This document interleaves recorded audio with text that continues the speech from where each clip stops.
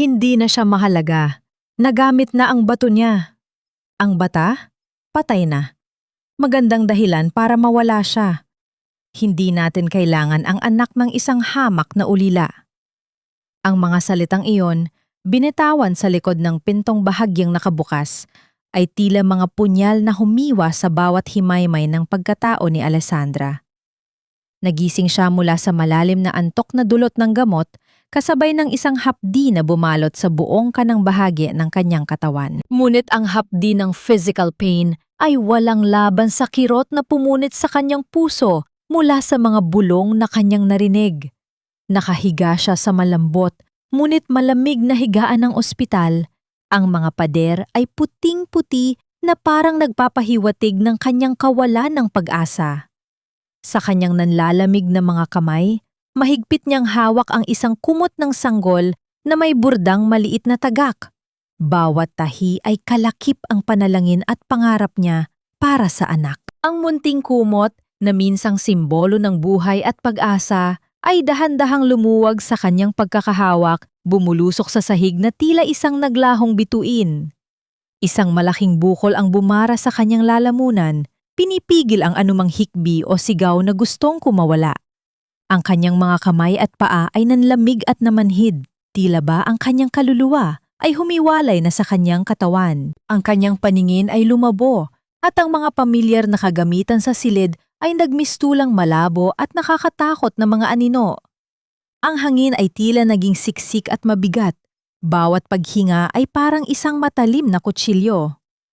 Ang mundo, na minsang puno ng pag-asa at pangarap ng isang simpleng pamilya, ay biglang naging isang walang saysay na kawalan. Ang mga luha ay naglandas sa kanyang mga pisingi, mainit at maalat. Ngunit walang tunog. Tanging ang tahimik na pagdudurusa ng isang pusong nawalan. Hindi nagtagal. Bumukas ang pinto at pumasok si Yaya Lourdes, ang matandang katulong ng mga De Los Santos. Dala ang isang maliit na bandeha ng pagkain. Ang kanyang mga mata ay puno ng matinding awa habang tinitigan si Alessandra na ngayon ay halos hindi gumagalaw. Walang imik na inilagay ni Yaya Lourdes ang bandeha sa tabi ng kama. Ang kanyang mga balikat ay bahagyang umalog sa isang mahabang paghinga na pinigil niya. Mabilis siyang lumabas. Nag-iwan ng isang bakas ng init at misteryo sa kanyang pagdaramdam. Ang lihim na pagdamay na iyon ay parang isang malambot na dampi sa kaluluwa ni Alessandra. Ngunit lalo lang nitong pinalalim ang kanyang pag-iisa. Alam niyang tanging siya ang nagdadala ng pasakit na ito. Nakatulala si Alessandra sa kisame. Ang kanyang puso ay parang basong na basag sa libu-libong piraso. Ang mga salitang narinig ay paulit-ulit na naglalaro sa kanyang isipan. Bawat isa ay mas matalas kaysa sa nauna. Bakit? Bakit ganun kasakit? Ang lahat ba ng pagmamahal niya ay nauwi lamang sa isang pagbenta? Isang kasinungalingan?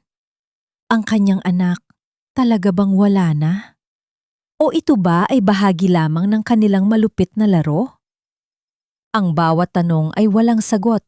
Nag-iiwan sa kanya ng pakiramdam na nakalutang sa isang madilim na kailaliman. Sino ang magmamalasakit sa kanyang pagdurusa? Saan siya kukuha ng lakas para bumangon mula sa bangungot na ito? Ang bawat paghinga ni Alessandra ay tila isang pasanin na kailangang bayaran sa loob ng malamig na silid na iyon.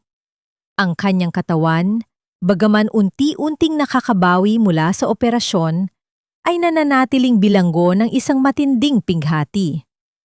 Sa bawat pagpikit ng kanyang mga mata, ang imahe ng kanyang sanggol ay laging naglalaho, pinalitan ng kawalan. Ang mga araw ay lumilipas na walang kulay, tanging ang mga anino sa dingding ang nagsisilbing saksi sa kanyang pananahimik.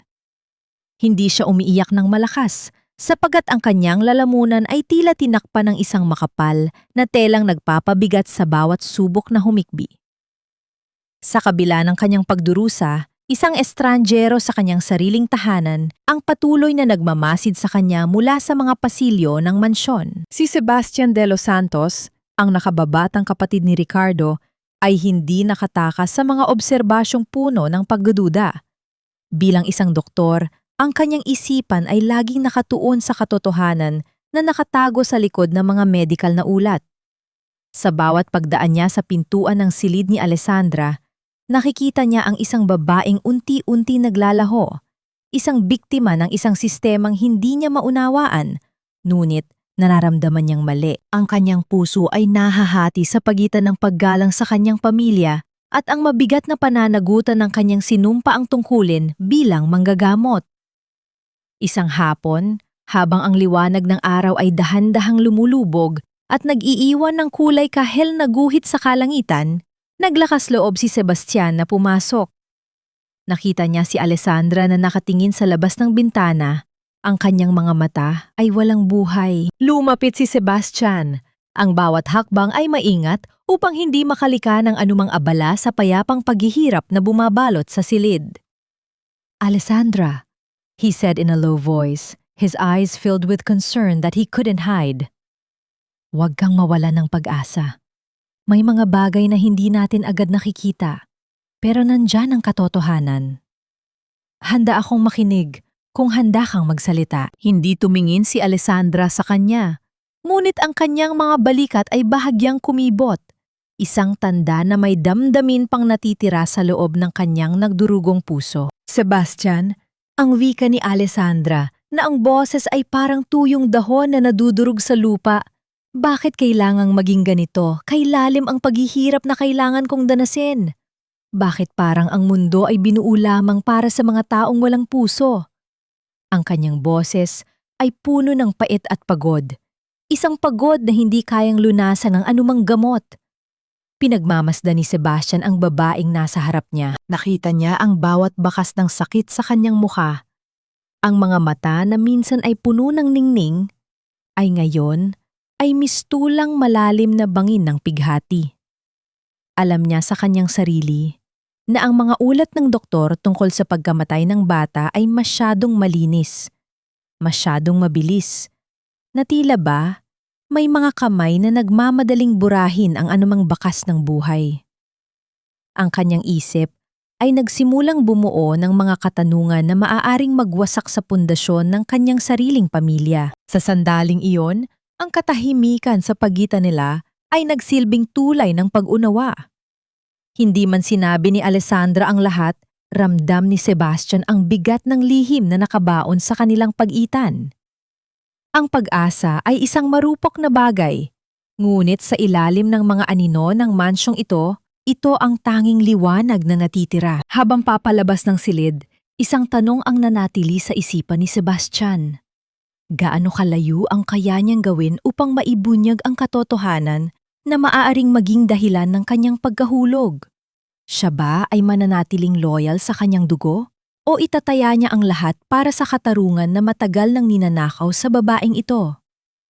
Sa loob ng tahimik na silid-aklatan ng mansyon, ang mga anino ay tila mga saksi sa mga lihim na hindi dapat mabunyag. Hawak ni Sebastian ang isang makapal na file ng mga dokumentong medikal na nakuha niya mula sa arkibo ng ospital. Ang kanyang mga kamay ay bahagyang nanginginig, hindi dahil sa lamig ng hangin, kundi dahil sa bigat ng katarungan na kanyang nararamdaman. Ang bawat pahina ay naglalaman ng mga lagda ng kanyang ina, si Doña Carmencita, na nagpapatunay sa isang serye ng mga desisyong medikal na hindi dumaan sa tamang proseso. Ang mga detalye ng operasyon ni Alessandra na ginawa sa ilalim ng pressure at pananakot ay nakasulat sa paraang nakakakilabot sa kanyang pagkatao. Samantala, sa kusina, abala si Yaya Lourdes sa paglilinis ng mga kagamitan. Ang kanyang mga galaw ay mabagal at maingat, tila nag-iingat na huwag makagawa ng ingay na maaaring makapukaw sa atensyon ng sinuman. Nang makita niya si Sebastian na papalabas ng silid-aklatan, nagtama ang kanilang mga paningin. Walang sinuman ang nagsalita, ngunit sa isang saglit, nagkaroon ng pag-unawa sa pagitan ng dalawa. Ibinaba ni Yaya Lourdes ang kanyang tingin sa isang maliit na susi na hawak niya bago ito mabilis na inilagay sa palad ni Sebastian nang sila ay magkasalubong. Ang susi ay para sa lumang cabinet sa bodega kung saan nakatago ang mga tala-arawan ng mga nakaraang pangyayari sa bahay, isang bakas ng nakaraan na maaaring maging susi sa lahat. Naramdaman ni Sebastian ang lamig ng bakal sa kanyang palad. Sa sandaling iyon, ang kanyang paninindigan ay lalong tumibay. Hindi na lamang ito usapin ng medisina o propesyon. Ito ay usapin ng moralidad. Alam niyang sa sandaling buksan niya ang kabinet na iyon, wala nang balikan. Ang pagmamahal niya sa kanyang pamilya ay unti-unting napapalitan ng isang mapait na realidad na hindi niya kailanman inasahan. Ang bawat pagtibok ng kanyang puso ay tila isang babala na ang katotohanan ay may katumbas na matinding halaga. Sa kabilang banda, hindi alam ni Alessandra ang mga kilos na ginagawa ni Sebastian para sa kanya. Siya ay nananatiling nakaupo sa harap ng bintana, pinapanood ang dahan-dahang pagbagsak ng mga tuyong dahon sa harden. Ang kanyang isip ay puno ng mga alaala ng kanyang anak, ang imahe ng maliit na mukha na hindi man lang niya nasilayan ng matagal. Siya ay nagtatanong sa sarili kung bakit tila ang langit ay nananatiling tahimik sa gitna ng kanyang walang hanggang pangdurusa. Sa kanyang puso, may isang maliit na bahagi na humihiling ng isang himala, isang senyales na hindi pa tapos ang lahat para sa kanya. Paano niya matatanggap ang mundong ito kung ang katarungan ay parang hanging hindi niya mahawakan? Kung ang mga taong dapat sana ay nagbigay sa kanya ng proteksyon, ang siya pang nagbabaon sa kanya sa hukay ng pait, may puwang pakaya para sa kapatawaran sa kanyang nagdurugong puso. Ang bawat sandali ng kanyang pananahimik ay isang paghahanda para sa isang bagong kabanata na hindi niya pa alam ang kahihinatnan. Ang gabi ay malalim at ang mansyon ng mga De Los Santos ay nababalot ng isang nakakasulasok na katahimikan. Sa pinakamadilim na bahagi ng bodega, kung saan ang alikabok ay tila nagsisilbing kurtina ng nakaraan, hawak ni Sebastian ang susi na ibinigay ni Yaya Lourdes. Ang metal na iyon ay malamig sa kanyang palad, isang paalala ng bigat ng responsibilidad na kanyang pinasan. Sa bawat pagpihit ng kandado, ang bakal ay nagrereklamo sa pagkabuksan, isang matagal na pagkakaidlip na nagwaka sa isang maingay na pagngangalit ng mga kalawangin na bahagi. Nang bumukas ang lumang cabinet, ang amoy ng lumang papel at tuyong bulaklak ay sumalubong sa kanya. Doon, sa ilalim ng mga makakapal na libro, natagpuan niya ang isang talaarawan na pagmamay-ari ni Yaya Lourdes noong siya ay nagsisimula pa lamang manilbihan sa pamilya. Ang bawat pahina ay naglalaman ng mga detalyadong tala tungkol sa pag-uugali ni Doña Carmencita, ang mga lihim na pagpupulong sa loob ng silid at higit sa lahat, ang mga petsa na hindi tugma sa mga opisyal na rekord ng ospital. Ang mga sulat kamay ay magulo, isang refleksyon ng takot at pag-iingat ng matanda sa loob ng maraming dekada. Sa kabilang banda, si Alessandra ay hindi makatulog. Ang gabi ay tila isang walang katapusang paghihintay. Sa kanyang isipan, paulit-ulit na naglalaro ang mga sandaling bago ang operasyon, ang mga pangako ni Ricardo na mauuwi rin sa wala. Ramdam niya ang bawat tibok ng kanyang puso na tila nagsusumamo ng katarungan. Ang hapdi ng operasyon sa kanyang tagiliran ay nagsisilbing paalala ng kanyang pagkukulang sa sarili. Ang pagiging masyadong mapagtiwala sa mga taong ang tanging hangad ay ang kanyang pagkapahamak. Ang kanyang mga kamay ay dahan-dahang humaplos sa kanyang tiyan na dati ay kinaroroonan ng kanyang anak, isang haplos na puno ng pait at labis na pangungulila. Habang binabasa ni Sebastian ang mga tala, unti-unting nabuo ang isang larawan ng kasamaan na mas malalim kaysa sa kanyang inaasahan. Hindi lamang si Alessandra ang biktima. May iba pa bago sa kanya, mga babaeng pinangakuan ng magandang kinabukasan, ngunit dinala lamang sa isang buhay ng pagtatrabaho at pagdurusa. Ang kanyang mga kamay ay nanginginig, hindi dahil sa takot, kundi dahil sa matinding galit. Siya, na isang doktor na sumumpa sa ngalan ng pagpapagaling, ay nakatira sa loob ng isang bahay na puno ng mga sugat na hindi kailanman hinayaang maghilom. Ang kaisipan ni Sebastian ay muling bumalik kay Alessandra. Alam niyang sa oras na malaman nito ang lahat ng nakasulat sa talaarawan, Maaaring gumuho ang huling hibla ng pag-asa na natitira sa babae. Ngunit ang katotohanan, gaano man ito kasakit, ay ang tanging paraan upang palayain ang sinumang bilanggo ng kasinungalingan. Sa gitna ng katahimikan, isang malalim na paghinga ang bumulwak sa kanyang dibdib. Siya ba ay nararapat na maging instrumento ng katotohanan? O siya ba ay magiging salamin din ng kanyang ina na piniling pumikit sa gitna ng kadiliman? Ang gabi ay patuloy na naglalim at ang mga sagot ay nananatiling nakatago sa pagitan ng mga pahina ng kasaysayan na hindi na maaaring burahin ng kahit sinong makapangyarihang tao sa mundo. Ang paghahanap ng katarungan ay hindi isang landas na madaling tahakin, lalo na kung ang bawat hakbang ay tila paglalakad sa ibabaw ng mga bubog. Hawak ni Sebastian ang mga dokumentong nagpapatunay sa mga krimen ng kanyang ina at ang bigat ng mga papel na ito sa kanyang kamay ay parang isang bundok na nakadagan sa kanyang dibdib.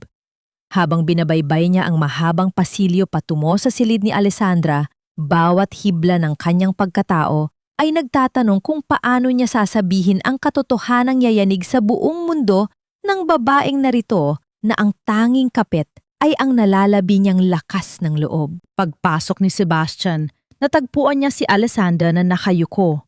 Ang kanyang buhok ay nakalaylay at sumasalamin sa kawalan ng sigla ng kanyang muka. Hindi man lamang ito lumingon, tila ba ang kanyang diwa ay nakakulong sa isang lugar na wala ng ibang tao ang makakapasok. Alessandra, marahan niyang tawag. Ang boses ay punong-puno ng pagdadalamhati at pag-unawa. Handa na akong ipakita sa iyo ang lahat, kahit na alam kong masakit ang katotohanan. Hindi siya nagsalita agad. Tanging ang mabigat na paghinga ang maririnig sa loob ng silid. Ang bawat pahina na kanyang binubuklat ay parang isang suntok sa kanyang sikmura, isang pagpapatunay sa lahat ng hinalang matagal na niyang ibinabaon sa kaibuturan ng kanyang pagkatao.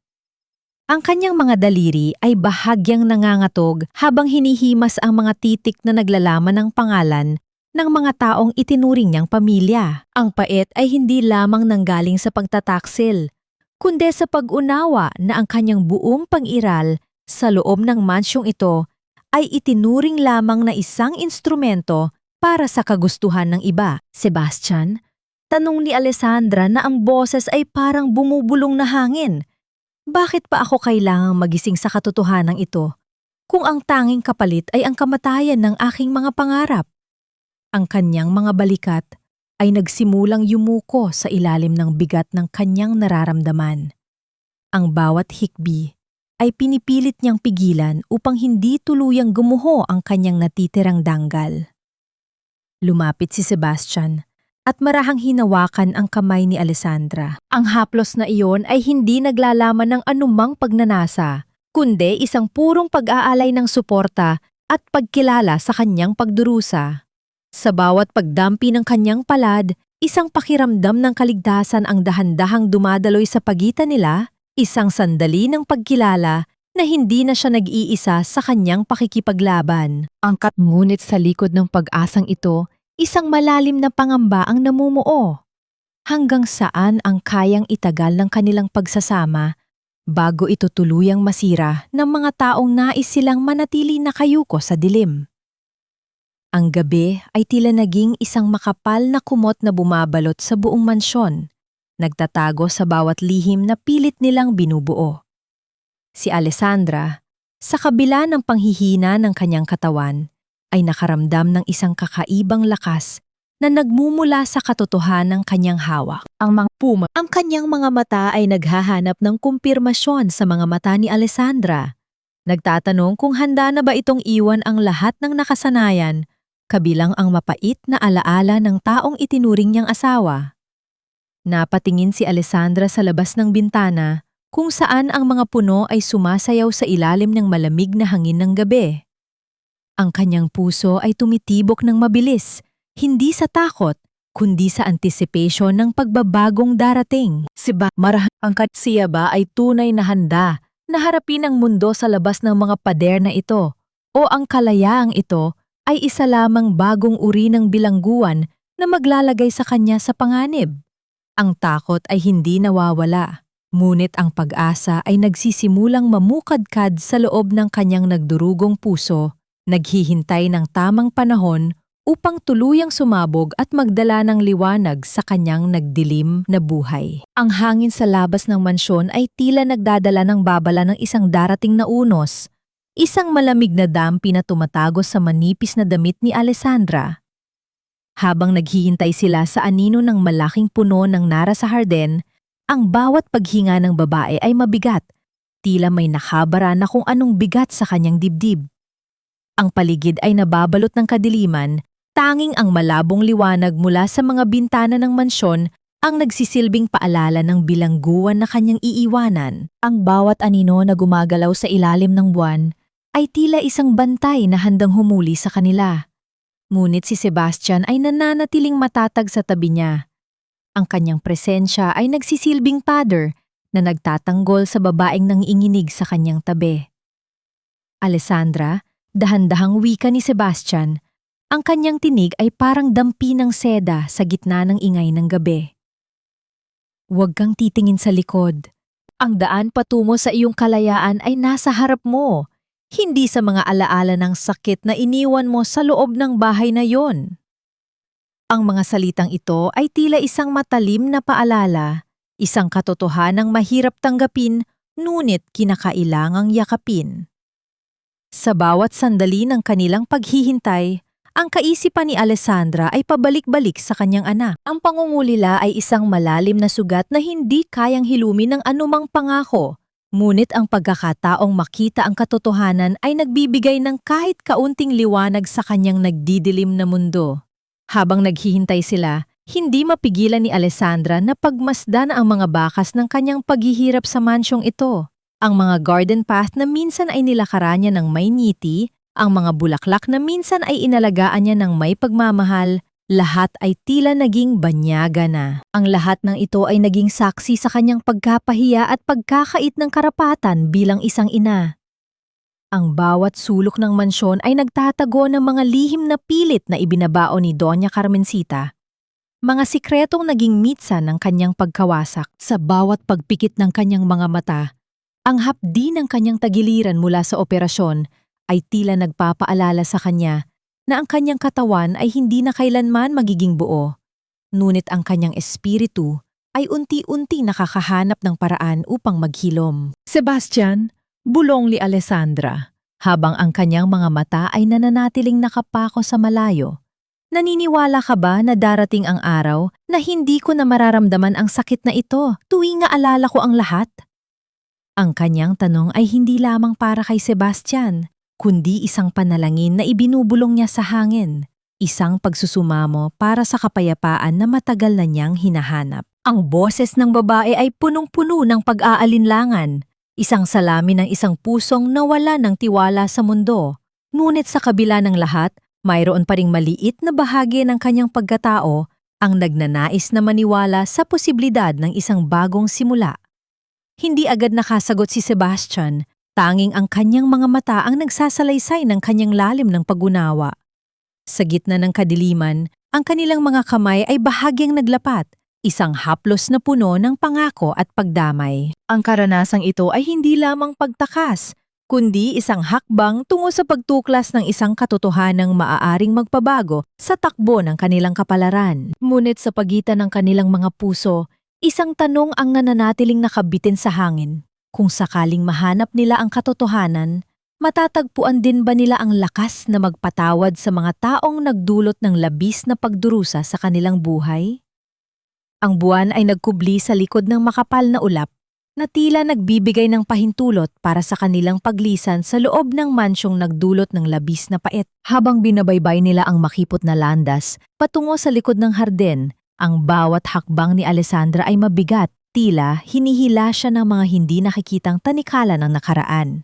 Ang kanyang buong katawan ay nanginginig hindi lamang sa lamig ng hangin, kundi sa matinding kaba na nagmumula sa posibilidad na mahuli sila ni Doña Carmencita. Ang bawat pagaspas ng mga dahon sa paligid ay nagdudulot ng kaba sa kanyang dibdib na parang bawat galaw ng kalikasan ay nagbabantay sa kanilang bawat kilos.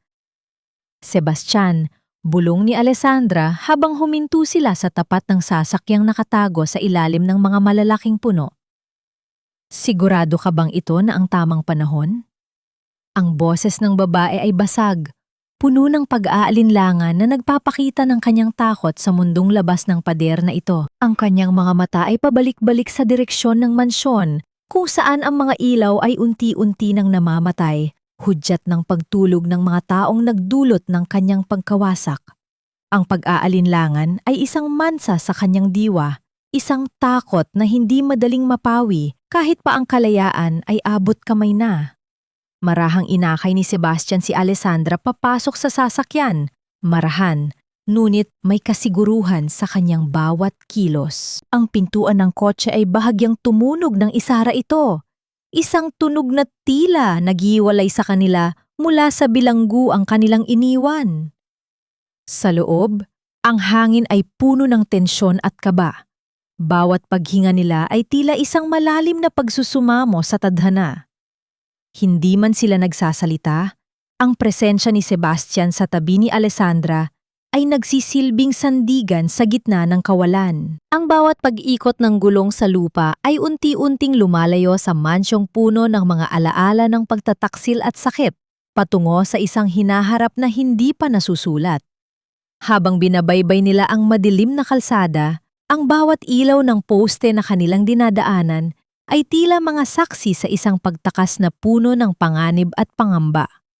Sumulyap si Sebastian sa kanyang tabi, kung saan ang anino ni Alessandra ay tila ba isang kaluluwang naghahanap ng katarungan. Alessandra, wika ni Sebastian habang nakatutok ang kanyang paningin sa daan, ang bukas ay hindi na lamang tungkol sa sakit ng kahapon. Ang bukas ay tungkol sa atin at sa katotohanang matagal na nilang ikinubli sa atin. Ang boses ni Sebastian ay puno ng isang uri ng determinasyon na hindi pa naramdaman ni Alessandra noon. Isang pangako na tila ba sa sandaling yon, ang kanyang pagiging doktor ay hindi na lamang nakatuon sa katawan, kundi sa paghilom ng isang pusong halos mamatay na. Napapikit si Alessandra.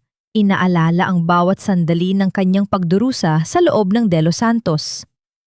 Ang bawat sulyap ni Doña Carmencita na puno ng pagkamuhi, ang bawat malamig na salita ni Ricardo, lahat ay tila isang bangungot na dahan-dahang lumalayo. Ngunit sa gitna ng kanyang paglaya, isang tanong ang nananatiling nakabaon sa kanyang kalooban. Paano niya haharapin ang mundo kung ang tanging sandigan niya ay ang taong bahagi ng pamilyang nagwasak sa kanya? Ang bawat pagtibok ng kanyang puso ay isang paalala na ang kanyang pagtakas ay hindi lamang paglaya sa pisikal na bilangguan, kundi simula ng isang mas mahabang laban para sa kanyang sarili at para sa kanyang anak na hindi niya alam kung nasaan. Sa bawat kilometrong kanilang tinatahak, ang kalsada ay tila nagiging isang malawak na canvas ng mga posibilidad, naghihintay na mabahiran ng mga bagong kulay ng pag-asa at hustisya.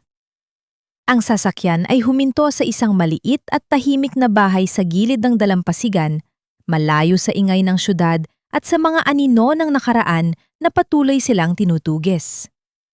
Ang simoy ng dagat ay humahalimuyak sa hangin, dala-dala ang bango ng asin at ang pangako ng bagong simula. Bumaba si Alessandra.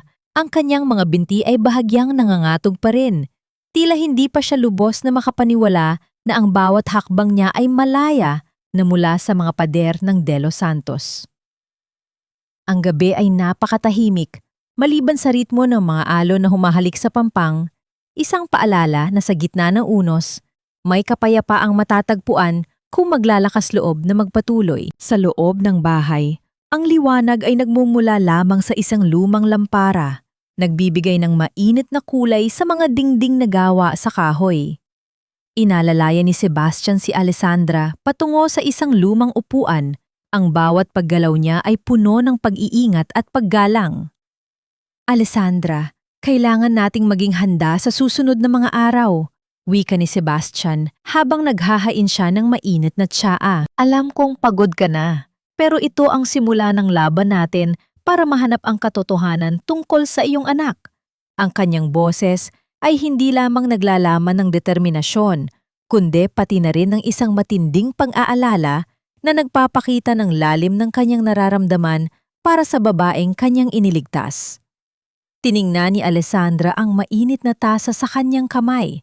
Ang usok na lumalabas mula rito ay tila mga pangarap na unti-unting naglalaho. Sebastian, bakit mo ginagawa ito? Hindi mo kailangang ilagay ang iyong buhay sa panganib para sa akin. Ang tanong ni Alessandra ay hindi lamang pag-aalala para sa doktor, kundi isang refleksyon ng kanyang sariling kawalan ng tiwala sa sarili, isang sugat na iniwan ng pagtataksil ng kanyang asawa. Ang kanyang mga mata ay nananatiling puno ng pait, ngunit may bahid na rin ng pasasalamat na hindi niya mapigilang maramdaman sa kabila ng lahat ng nangyari. Lumapit si Sebastian at naupo sa harap niya. Ang kanilang mga tuhod ay halos magdampi. Ang distansya sa pagitan nila ay tila naglalaho, nagbibigay daan sa isang sandali ng pagiging totoo at pagiging tao. Alessandra, hindi ito tungkol sa utang na loob o responsibilidad bilang isang doktor. Ginagawa ko ito dahil naniniwala ako sa iyo at naniniwala ako na ang katarungan ay para sa lahat, lalo na para sa isang inang inalisa ng lahat. Ang kanyang mga salita ay tila isang balsamo sa sugatang puso ni Alessandra, isang pangungusap na nabibigay ng lakas na hindi niya inaasahang matatagpuan sa taong bahagi ng pamilyang nagpahirap sa kanya. Habang nagpapatuloy ang kanilang pag-uusap, isang kakaibang pakiramdam ang bumalot sa silid, isang uri ng pagkakaunawaan na hindi nangangailangan ng maraming salita. Ang kanilang mga titig ay nagtatagpo, nagpapahayag ng mga bagay na matagal nang nakabaon sa kanilang mga isipan. Ngunit sa gitna ng namumuong pag-asa, isang tanong ang nananatiling nakabitin sa kanilang paligid. Sa kabila ng lahat ng ito, may puwang pakaya sa buhay ni Alessandra para sa isang uri ng pagmamahal na hindi nakabatay sa sakit at pagtitiis. Ang gabi ay patuloy na lumilipas at sa bawat segundo na sila ay magkasama, ang kanilang mga puso ay unti-unting nagiging magkalapit, nagtatakda ng isang landas na puno ng panganib, ngunit puno rin ng posibilidad ng panghilom. Ang liwayway ay unti-unting sumisilip sa abot tanaw, nagbibigay ng bagong pag-asa sa isang mundong minsan ay nabahiran ng kadiliman. Sa loob ng maliit na bahay, nakaupo si Sebastian sa harap ng kanyang laptop habang sinusuri ang bawat tala sa mga medical na record na kanyang nakuha. Ang kanyang mga mata ay nananatiling gising sa kabila ng pagod. Bawat linya ng impormasyon ay isang hakbang papalapit sa katarungan na matagal ng ninanakaw. Habang binabasa niya ang mga ulat, isang pangalan ang biglang lumutang. Isang pangalang pamilyar sa mga dokumento ng pamilya Valderrama na matagal nang ipinagbabawal na banggitin sa loob ng kanilang mansyon. Alessandra, tawag ni Sebastian, ang kanyang boses ay nanginginig sa matinding emosyon. Lumapit ka rito. Kailangan mong makita ito. Napakunot ang noo ni Alessandra habang siya ay tumayo at dahan-dahang lumapit. Ang bawat hakbang niya ay puno ng pag-aalinlangan, isang takot na baka ang katotohanang matutuklasan niya ay mas matindi pa kaysa sa kanyang pinagdaanang pasakit. Nang tumingin siya sa screen, ang mga titik ay tila sumasayaw sa kanyang paningin, bumubuo ng isang katotohanang hindi niya kailanman naisip na ang kanyang pinagmulan ay may kaugnayan sa isang angkan na matagal nang naghahanap ng isang nawawalang tagapagmana. Ang kanyang mga kamay ay dahan-dahang napahawak sa gilid ng mesa upang suportahan ang kanyang biglang panghihina. Ang katotohanan ay tila isang malakas na agos ng tubig na bumabaha sa kanyang buong pagkatao. Nililinis ang mga kasinungalingan na matagal nang pilit na ipinapaniwala sa kanya. Sebastian, paanong naging ganito? Ang aking buhay, ang aking pagkatao, lahat pala ay bahagi ng isang malaking lihim na pinaglaruan ng tadhana. Ang kanyang boses ay puno ng pait at pagkalito. Isang emosyon na hindi kayang ipaliwanag ng anumang salita. Ramdam niya ang panginginig ng kanyang mga daliri habang sinusubukang hawakan ang mga dokumento. Isang pisikal na reaksyon sa matinding shock ng pagkakabatid sa kanyang tunay na pagkatao. Naupo si Sebastian sa tabi niya. Ang kanyang presensya ay nagsisilbing angkla sa gitna ng unos. Hindi ka lamang basta isang biktima, Alessandra. Ikaw ay isang boses ng katarungan at ngayon, mayroon ka ng kapangyarihang bawiin ang lahat ng ninakaw sa iyo.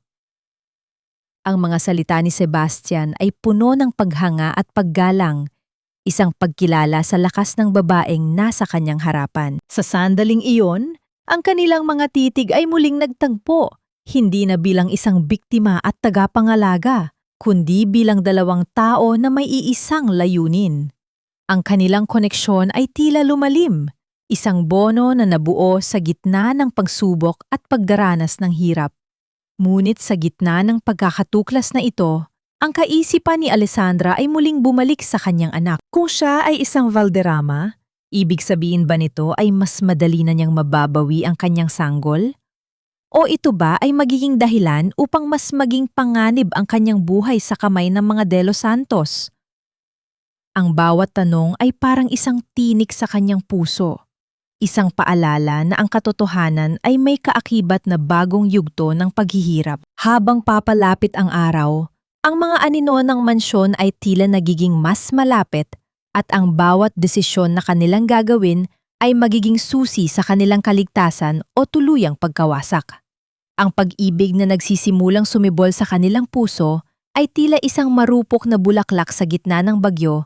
Nagtatanong, kaya ba nitong manatiling nakatayo sa kabila ng lahat ng pang-anib na naghihintay? Ang liwanag ng araw ay dahan-dahang tumatago sa siwang ng bintana, nagbibigay ng mingming sa mga dust particles na tila sumasayaw sa hangin. Nakatitig si Alessandra sa kanyang sariling refleksyon sa lumang salamin ng bahay. Ang mukha na dati ay puno ng pagod at takot ay nagsisimulang magkaroon ng kakaibang tapang. Ang balita tungkol sa kanyang pagiging isang Valderrama ay hindi lamang isang pagbabago ng katayuan sa buhay, kundi isang paalala ng mga taong nawala sa kanya nang wala siyang kamalay-malay. Ang kanyang mga kamay ay dahan-dahang humaplos sa kanyang dibdib. Sinusubukang pakalmahin ang bawat pintig ng kanyang puso na tila sumasabay sa agos ng dagat sa labas. Sebastian, wika ni Alessandra habang lumalapit siya sa doktor na kasalukuyang nag-aayos ng mga dokumento sa mesa. Kung totoo ang lahat ng ito, ibig sabihin ba ay matagal na nilang ninanakaw ang aking pagkatao, pati na ang aking kinabukasan? Ang boses ni Alessandra ay mahinahon, ngunit puno ng pait na hindi maikukubli. Sa kanyang mga mata, makikita ang isang babaeng handang harapin ang anumang unos, basta't ang kapalit nito ay ang katotohanang magpapalaya sa kanyang anak. Ang bawat salita ay may dalang bigat ng mga taon ng pang-aapi at ang pangako ng isang bagong simula na hindi na kailanman muling papayagang nakawin ng iba. Lumapit si Sebastian sa kanya, ang bawat hakbang ay maingat na parang humahakbang sa isang marupok na tulay. Alessandra, ang iyong pagkatao ay hindi nakasalalay sa kung anong pangalan ang dala mo, kundi sa kung sino ka sa kabila ng lahat ng sakit na iyong naranasan. Ang Valderrama ay isang pangalan lamang, pero ang iyong tapang bilang isang ina ay mas makapangyarihan kaysa sa kahit anong kayamanan sa mundong ito. Ang kanyang mga salita ay nagbigay ng isang uri ng init na humaplos sa pagod na kaluluwa ni Alessandra.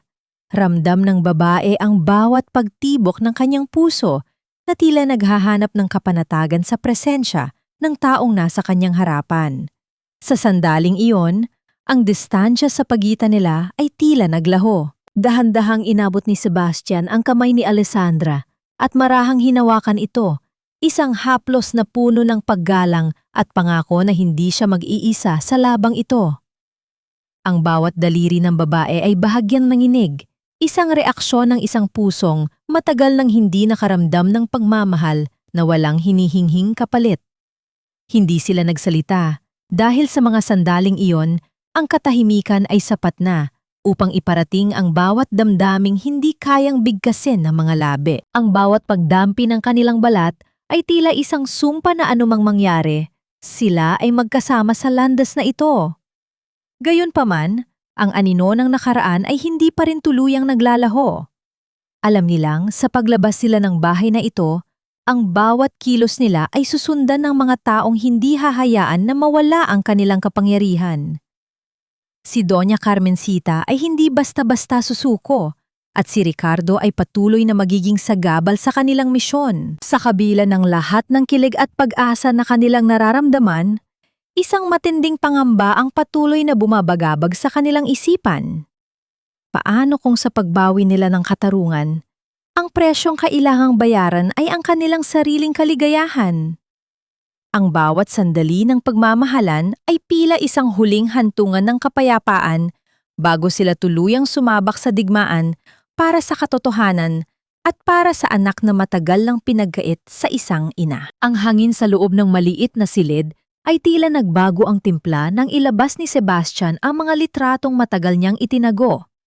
Bawat piraso ng papel ay nagsilbing bintana sa isang katotohanang matagal nang itinagkait kay Alessandra.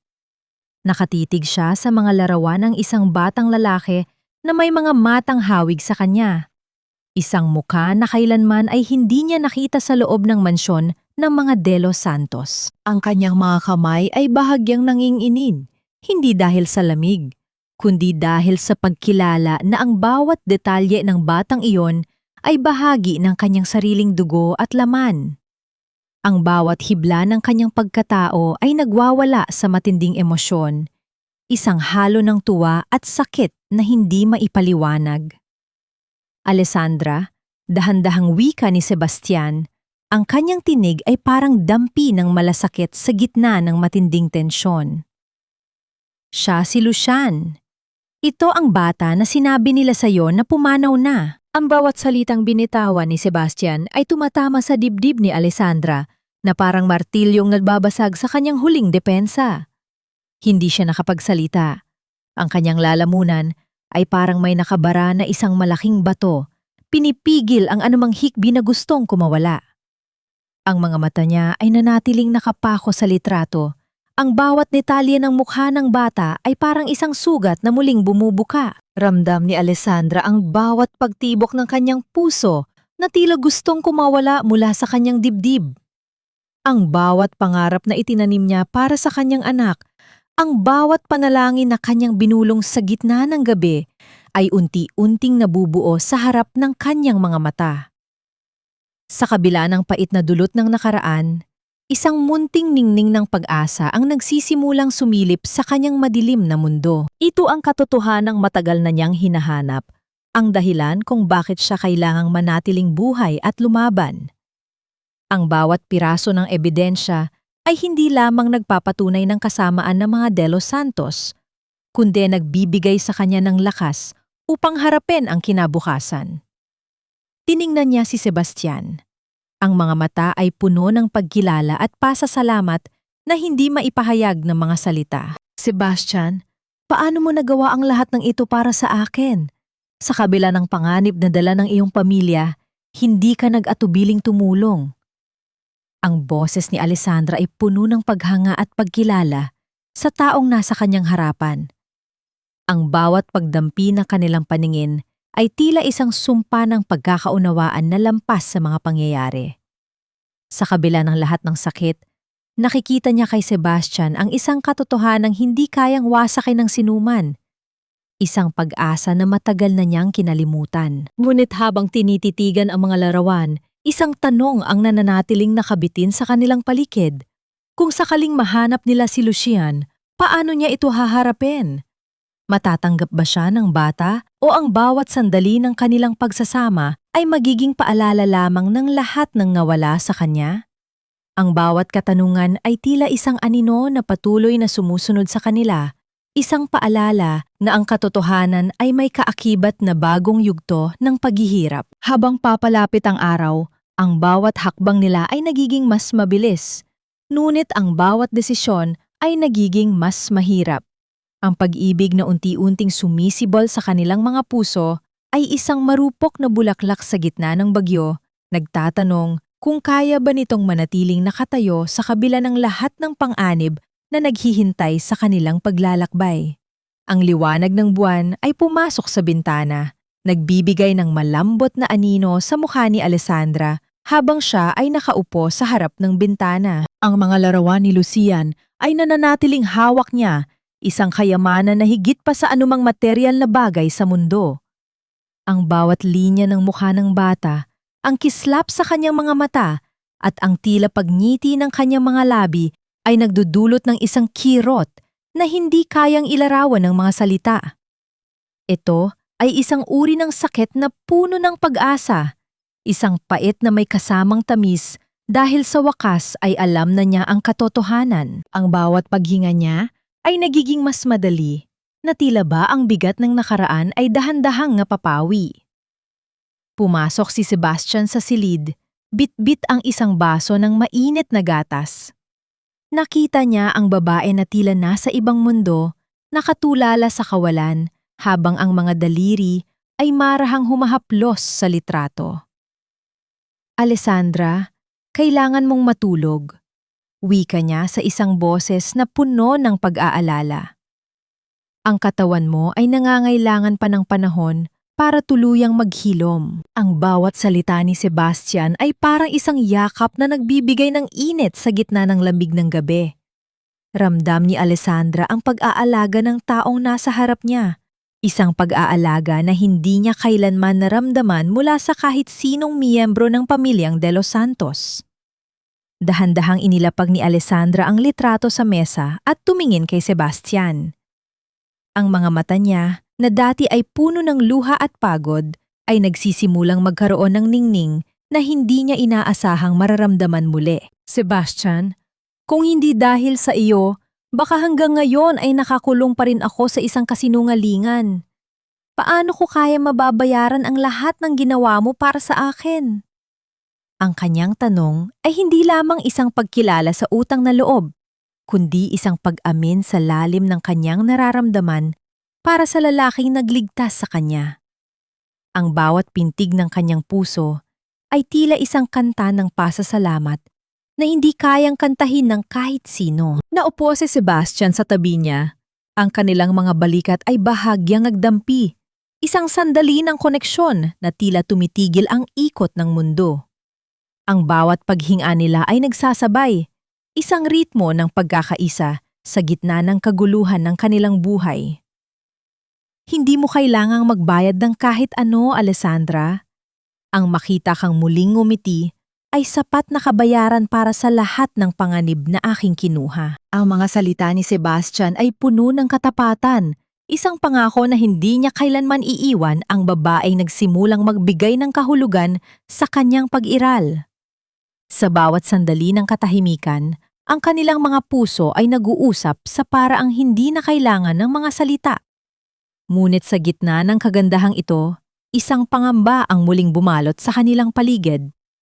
Alam nilang ang bawat segundo ng kanilang pagsasama ay isang hiram na panahon. Sa labas ng maliit na bahay na ito, ang mundo ay patuloy na umiikot at ang mga taong nais silang manatiling nakayuko ay hindi titigil sa paghahanap sa kanila. Ang bawat sandali ng kilig at pag-asa ay tila isang huling hantungan ng kapayapaan bago sila tuluyang sumabak sa digmaan para sa katotohanan at para sa anak na matagal lang pinagkait sa isang ina. Paano nga ba nila mapapanatili ang ganitong klaseng kapayapaan kung ang kapalit nito ay ang kaligtasan ng kanilang sarili at ng taong pinakamahalaga sa kanilang buhay? Ang umaga ay nagdala ng liwanag na hindi lamang nagbibigay ng init sa pisikal na katawan, kundi pati na rin ng pag-asa sa isang pusong matagal na nagdusa. Hawak ni Sebastian ang huling piraso ng ebidensya, ang resulta ng pagsusuri na nag-uugnay sa DNA ni Alessandra sa prestigyosong angkan ng mga Valderrama. Ang papel na ito ay hindi lamang basta dokumento. Ito ay isang sertipiko ng kanyang pagbabalik sa kanyang tunay na tahanan. Habang ipinapaliwanag ni Sebastian ang mga detalye, ang bawat salita ay parang isang susi na nagbubukas sa mga pintuang matagal nang nakakandado sa nakaraan ni Alessandra. Hindi makapaniwala si Alessandra sa kanyang nababasa. Ang pangalang Valderrama na dati ay naririnig niya lamang sa mga balita bilang mga lider ng industriyang medikal ay biglang naging bahagi ng kanyang sariling pagkatao. Ang kanyang mga kamay ay bahagyang ng inig habang hinahaplos ang mga dokumento, isang pisikal na reaksyon sa bigat ng katotohanan ng kanyang hawak. Sebastian, wika ni Alessandra na ang boses ay puno ng emosyon. Paano nangyari na ang isang batang ulila tulad ko ay nagmula sa ganito kalaking pamilya? Ang bawat tanong ay puno ng pantataka at isang uri ng kalungkutan dahil sa mga taong nawala sa kanyang buhay noong siya ay bata pa lamang.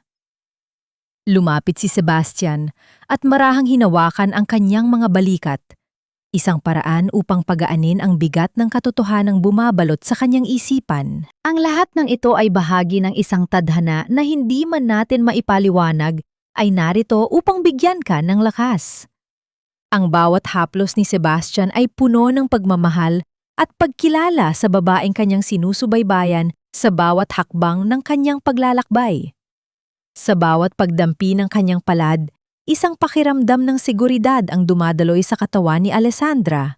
Isang pakiramdam na tila ba, sa kabila ng lahat ng panganib, mayroon siyang taong handang tumayo sa kanyang tabi. Gayunpaman, ang bawat hakbang patungo sa pagbawi ng kanyang pagkatao ay nangangahulugan din ng pagharap sa mga kaaway na hindi kailanman titigil sa pagwasak sa kanya. Ang mga De Los Santos ay hindi hahayaan na ang isang babaeng kanilang inalipusta ay maging isang Valderrama na may kapangyarihang magpabagsak sa kanilang imperyo. Ang bawat desisyon na gagawin ni Alessandra ay magiging mitsa ng isang mas malaking laban, isang laban na hindi lamang para sa kanyang anak, kundi para sa katarungan na matagal nang ninanakaw sa kanyang pamilya. Sa gitna ng kanyang pagkatao bilang isang Valderrama, ang kanyang puso ay patuloy na nagtatanong kung ang lahat ng ito ay sapat na ba upang makuha niya ang tunay na kaligayahan na matagal na niyang ninanais. Habang ang araw ay tumataas, ang kanilang plano ay nagsisimulang mabuo. Ang paghahanap sa kanyang anak na si Lucian ay magiging mas madali na sa tulong ng mga resources ng Valderrama. Ngunit ang bawat hakbang ay puno ng panganib. Ang pag-ibig sa pagitan ni Alessandra at Sebastian ay tila isang munting liwanag sa gitna ng madilim na kalsada, nagtatanong kung kaya ba nilang panindigan ang kanilang nararamdaman sa gitna ng mga pagsubok na naghihintay. Sa bawat sandali ng kanilang pagsasama, ang kanilang mga puso ay patuloy na nagiging magkalapit, nagtatakda ng isang landas na puno ng panganib, ngunit puno rin ng posibilidad ng panghilom at pag-asa. Ang bawat paghakbang ni Alessandra sa loob ng malaking gusali ng Valderrama Medical Group ay tila isang pagbabalik sa isang bahaging matagal na niyang kinalimutan. Ang marangyang paligid, ang mga taong nagmamadali sa bawat pasilyo at ang awtoridad na dala ng kanyang bagong pagkakakilanlan ay nagsilbing paalala na ang kanyang buhay ay hindi na kailanman magiging katulad ng dati. Sa bawat paglingon niya, ramdam niya ang bigat ng responsibilidad na kaakibat ng pangalang Valderrama, ngunit sa kaibuturan ng kanyang puso, ang tanghing nagbibigay ng lakas sa kanya ay ang imahe ni Lucian. Ang kanyang mga kamay, na dati ay nanginginig sa takot, ay ngayon ay mahigpit na nakahawak sa mga dokumentong magsisilbing susi sa pagbawi sa kanyang anak. Sebastian, wika ni Alessandra habang sila ay nakatayo sa tapat ng opisina ng kanilang mga abogado. Nararamdaman ko ang kaba, pero kasabay nito ay ang kapayapaan na matagal ko nang hinahanap. Ang boses ng babae ay matatag, isang refleksyon ng kanyang pagbabagong anyo mula sa isang biktima tungo sa isang babaeng handang makipaglaban. Ang kanyang mga mata ay tila nagliliwanag sa gitna ng mga hamon, isang liwanag na nagmumula sa pag-asang sa wakas ay makikita na niya ang kanyang anak. Ang bawat pagtibok ng kanyang puso ay hindi na dahil sa takot, kundi dahil sa pananabik na matapos na ang lahat ng pasakit. Marahang inakay ni Sebastian si Alessandra, papasok sa loob ng silid. Ang kanilang mga kamay ay magkahawak, isang pagpapakita ng suporta na lampas sa anumang salita. Sebastian, kung sakaling makita ko siya, paano ko sasabihin sa kanya na ako ang kanyang ina? Ang tanong ni Alessandra ay puno ng pag-aalinlangan. Isang katanungan na nagpapakita ng kanyang pagiging tao sa kabila ng lahat ng kanyang mga pinagdaanan. Ang bawat salita ay may dalang sakit at pangungulila, isang emosyon na pilit nang itinatago sa likod ng kanyang matapang na panlabas na anyo. Hinawakan ni Sebastian ang kanyang pisingi, isang haplos na puno ng pagmamahal at pangako, na hindi siya mag-iisa. Alessandra. Ang puso ng isang bata ay marunong kumilala ng pagmamahal na totoo. Hindi mo kailangang magmadali dahil sa sandaling makita mo siya, ang bawat sugat na iyong nararamdaman ay unti-unting maghihilom. Ang bawat salita ni Sebastian ay tila isang balsamo na nagbibigay ng kapayapaan sa kanyang nagdurugong puso. Sa sandaling iyon, ang kanilang mga titig ay muling nagtagpo. Isang sandali ng koneksyon na tila tumitigil ang ikot ng mundo. Isang sandali ng kapayapaan sa gitna ng digmaan na kanilang kinakaharap. Ngunit habang sila ay naghahanda para sa susunod na hakbang, isang katanungan ang patuloy na sumasage sa isipan ni Alessandra. Kung ang lahat ng ito ay magbubunga ng katarungan, ano ang mangyayari sa kanilang dalawa ni Sebastian pagkatapos ng lahat? Ang kanilang pagmamahalan na nagsimula sa gitna ng panganib at takot ay tila isang marupok na bulaklak na naghihintay na mamukadkad sa gitna ng disyerto. Ang bawat sandali ng kanilang pagsasama ay tila isang huling hantungan ng kapayapaan bago sila tuluyang sumabak sa digmaan para sa katotohanan. Sa kabila ng lahat, nananatili ang tanong kung kaya ba nilang panindigan ang kanilang nararamdaman sa gitna ng mga pagsubok na naghihintay sa kanilang paglalakbay patungo sa liwanag ng pagbawi. Ang Valderrama Hope Center ay nakatayo sa ilalim ng maliwanag na sikat ng araw, isang gusaling hindi lamang gawa sa bakal at semento, kundi sa pag-asa at pagpapatawad. Sa loob ng malawak at payapang hardin ito, pinagmamasdan ni Alessandra ang isang batang lalaki na masayang tumatakbo sa damuhan. Si Lucian, ang kanyang anak, ay hindi na isang alaala na nakakulong sa pait ng nakaraan. Siya ay buhay, masaya, at unti-unting nakikilala ang babaeng lagi na lang nasa tabi niya. Ang babaeng dahan-dahang nagiging bahagi ng kanyang mundo bilang isang espesyal na kaibigan at ina. Hindi naging madali ang pagdating ng araw na ito. Ang pagbagsak ng mga De Los Santos ay isang iskandalong yumanig sa lipunan. Ngunit para kay Alessandra, ang hustisya ay hindi natapos sa pagkakakulong ni Doña Carmencita at Ricardo. Ang tunay na katarungan ay ang pagkakataong makapagsimulang muli. Sa bawat araw na lumilipas, ang bawat sugat sa kanyang puso ay dahan-dahang naghihilom sa tulong ng pagmamahal na kanyang natagpuan. Ang pagpapatawad ay hindi nangangahulugang paglimot sa sakit, kundi pagpili na hindi nahayaang diktahan ng nakaraan ang kanyang kinabukasan. Naramdaman ni Alessandra ang mainit na presensya sa kanyang tabi. Si Sebastian, ang lalaking hindi kailanman bumitaw, ay nakatitig din sa bata. Ang kanilang mga kamay ay marahang naglapat, isang haplos na puno ng kapanatagan.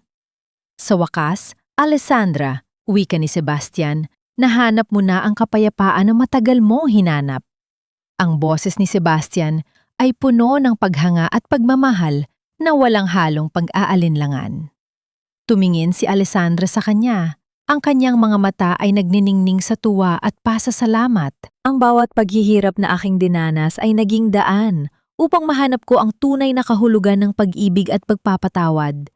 Sagot ni Alessandra habang isinasandal ang kanyang ulo sa balikat ni Sebastian. Hindi man perpekto ang ating nakaraan. Ang mahalaga ay ang bawat sandali na meron tayo ngayon. Sa sandaling iyon, ang paligid ay naging saksi sa isang pag-ibig na dumaan sa apoy, ngunit nanatiling busilak. Ang kwento ni Alessandra ay hindi nagtapos sa paghihigante, kundi sa pagpili na maging mas mataas kaysa sa mga taong nagtangkang magpabagsak sa kanya. Ang Valderrama Hope Center ay nananatiling simbolo ng kanyang tagumpay, hindi ng kapangyarihan, kundi ng pagmamalasakit. Natutunan ng bawat isa na ang tunay na kaligayahan ay hindi matatagpuan sa pagbawi ng nawala sa pamamagitan ng karahasan, kundi sa pagbuo ng bago sa pamamagitan ng pag-unawa. Sa ilalim ng payapang langit, habang pinagmamasdan ang kanyang anak at ang lalaking nagbigay sa kanya ng lakas, alam ni Alessandra na sa wakas, siya ay nasa tahanan na. Siya ay malaya, siya ay buo, at higit sa lahat, siya ay tunay na nagmamahal at minamahal.